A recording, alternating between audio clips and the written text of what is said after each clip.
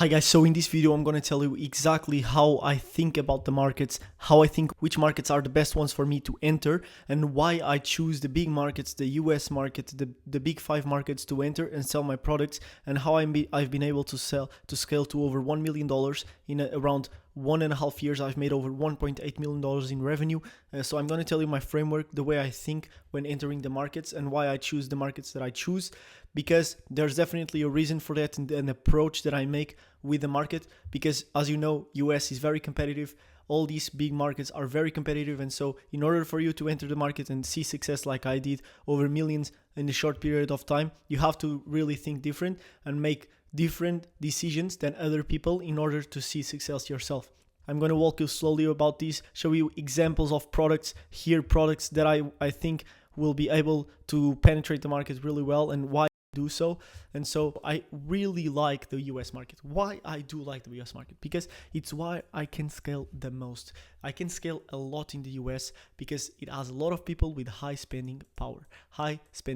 It's what I look, because I can really triple, quadruple, multiply by 10 my ad budgets and really see returns on it without capping my marketing budget. And also, like, I can scale horizontally to other countries like UK and Canada and Australia and New Zealand without changing the copy of the website, the ads itself, the creatives, because all in English, and I can just adjust a little bit of the offers, reduce the price a little bit, or make a different promotion to attract these different buyers.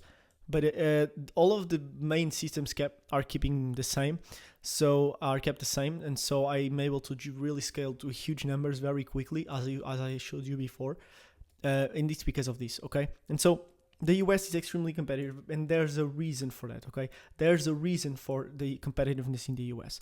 It's not by chance, right? And so if you want to if you want to get into the US market, one of the things that you have to focus on are very different than the other markets, because you need to have the product, the marketing, and the offer really nailed down, all of these three, in order to really break through the market, a very competitive market like the US, and see returns on your products and your stores, because you need to outspend your competition. That's really what it's about, guys, because the US is most competitive. What does this mean? It means that the competition is spending money on ads, it's bidding on the ads, and it makes it really expensive for you to advertise and to sell your products. You're going to sell, but you're not going to sell at a profit, right? This is a problem, guys. It's not that you're not going to sell. You're going to sell, but you cannot sell at a profit, and this is because of competition.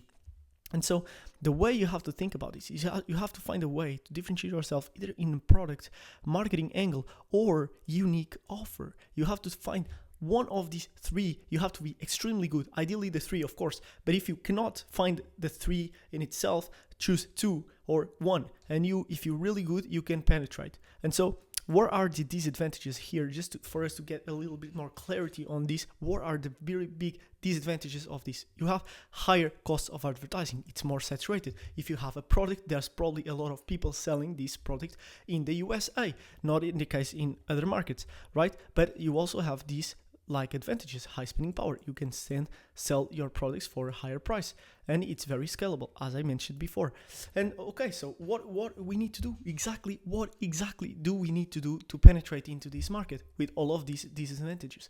And so let's look at how we can build these differentiations here: product, marketing angle, or offer. And so let's start with product. When looking at a product, you have to find a completely different, high in demand product. Is it this easy? No, it's extremely hard. That's why, like, the US is like, when you find a hidden gem, like a product that no one else is selling, the first market that you think about going into is the US. So as soon as you see a product that isn't tapped, that isn't a lot of people selling this product, okay, fine, like the US is going to be the first one. And so if you find this, of course, like, by all means, go and sell these products. The problem is a lot of people cannot find these products. And even myself, I couldn't find these products to date. So what do we have to focus on? We have to focus on the other two levers that we can pull. One of which is the marketing angle, okay? And so this is a little bit easier to do, okay? Why is it a little bit easier? Because we just need to find a completely different marketing angle for a given product that already exists in the market, okay? This product is not new. It already exists. However, we need to find, like, we need to dig in, we need to do the research. It's not easy, okay, guys? It's the research. We need to find a very great opportunity in the market that another people are not exploiting, okay? And so finally, we can find the unique offer. What is a unique offer, okay?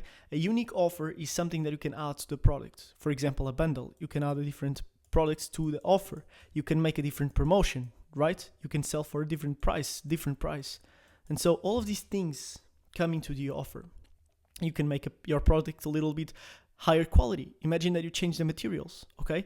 And so all of these is things that increase the perceived value of the product. You can increase the perceived value and make it so that the customers that are after your products in this market will choose you over the others because of this factor that you're going to present a better offer to them. They feel like they have a better deal with your store than the others, and they convert in your store, and so you're going to grab the market share, okay? And so let's give a very good example on here, okay, guys? What is this product? What is exactly this product here? You can say, okay, well, this product is a fridge, right? A fridge that is used to store cans, that has 4 liters. It's good. I can take this with me camping, etc., etc. Well, very saturated market, not going to work in the US, very hard to sell. It's very low price, very low perceived value, okay? So what do? You take this product and you sell makeup. Why not advertise the product? Oh, okay, like let's keep makeup here. Like, oh, you have expensive makeup. Oh, so use this fridge to keep your expensive makeup. So the product doesn't go to waste, and you can actually save some money in the long run. What does this do? High perceived value, guys. High perceived value. All of a sudden, like, this product is not worthless anymore. It's not a very broad product. It's a very specific product for a very targeted audience that values the makeup they bought, right? And so this customer segment is probably willing to pay way more dollars for these products. And so you increase the perceived value of the product. This is exactly what this brand did, right? Let's sell this product. Let's advertise into it. This, like, let's put it into the bathroom. Let's put this into the bathroom and put makeup on it. And so all of a sudden, this mini fridge that it was used to cans, all of a sudden it's a makeup product. And you allow yourself to sell for a higher price and make more profit, because remember, the cost is the same, right? And so you just say, oh, okay, but that idea is already taken.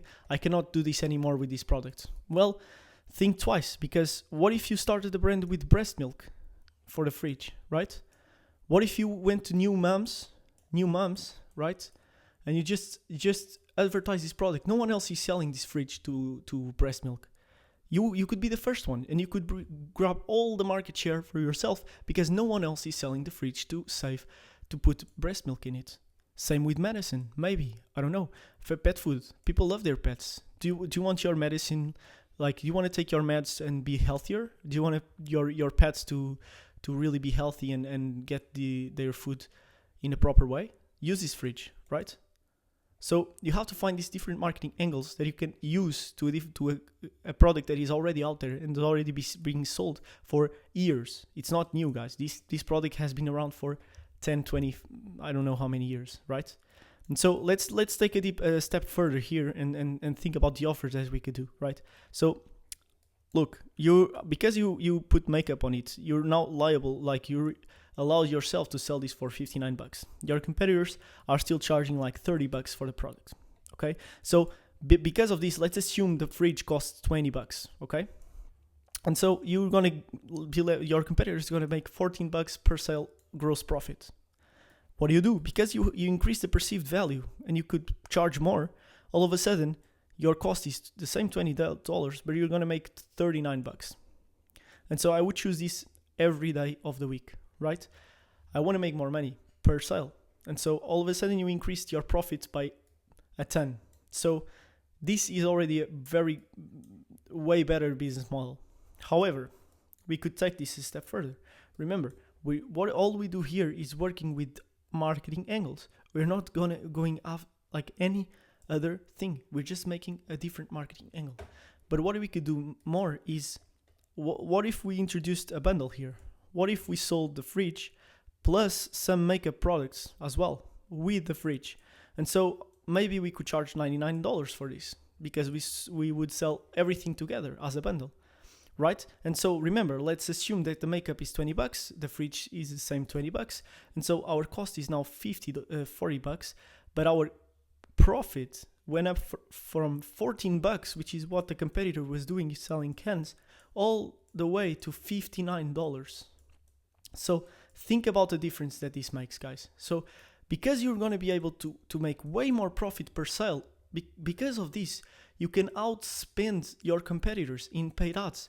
You can spend more to acquire a customer, right?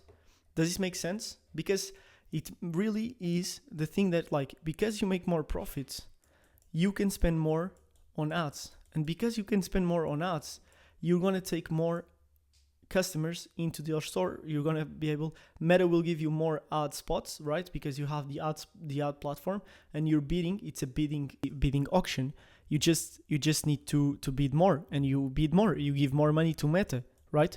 Because it's an auction. You just tell Meta, I'll give you more money so you can give me that ad spot, and Meta will just give you that ad spot, right? And so you're going to be able to make way more money than on your competitors and grab the market share for yourself. So this is exactly what I do in the US market, the approach I take into the US market, so I can make it a very great deal for me, because I will not compete with my competitors in a very competitive market.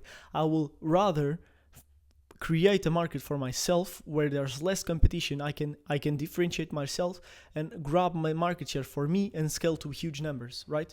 So this is exactly what I think when going into the big markets that are very competitive and where it's very hard for you to get into the saturated products. But let's address the EU markets, because there are a lot of people that also like the EU markets, and there's definitely good brands there and that you can sell to the EU as well. One of the big things that you have to consider with the EU is like fashion and furniture brands can work really well because they are specific to European lifestyle, right? And here you have to consider the differences between north of Europe and south of Europe, all the difference in languages and also spending power. Here, like north of Europe has way more spending power than the south of Europe. And so if you're going to be able to charge premiums, like good eco-friendly products that people are willing to pay premium for, that north of Europe might be better for you. But also like fashion and furniture can work really well in the south of Europe. And so you really have to find your spot here in the market depending on your products and your vision for your brands. But you can also take like US products and adapt to European markets, although you have to consider this, which is the fact that you probably won't be able to charge the same prices. This happened to me. I had to adjust the offers of my products to the European market and also to Australian markets because it's different. Take a look at this statistic that I found here, guys. US women spend roughly 3 times more on makeup products alone compared to German women. Like, think these $100 here, $50. Like, of course, you're going to be able to sell more to the US than in Germany. And so you have to consider this when selling to these markets because it's different. The markets respond in a different way. And also because you don't have English ads, it's different. If you want to sell to Germany, you should make German ads. It's way better because customers will feel more, will connect more with the ads and will connect more with their brands. So you'll have to consider all of these factors in order to make like millions in just the short period of time that I made. So guys, I hope this video was helpful. I broke down here for you what I think about how to differentiate myself in order to get into the big markets, the US. As you can see, this is my favorite market. And so drop a comment if you have any question, and I'll see you on the next video.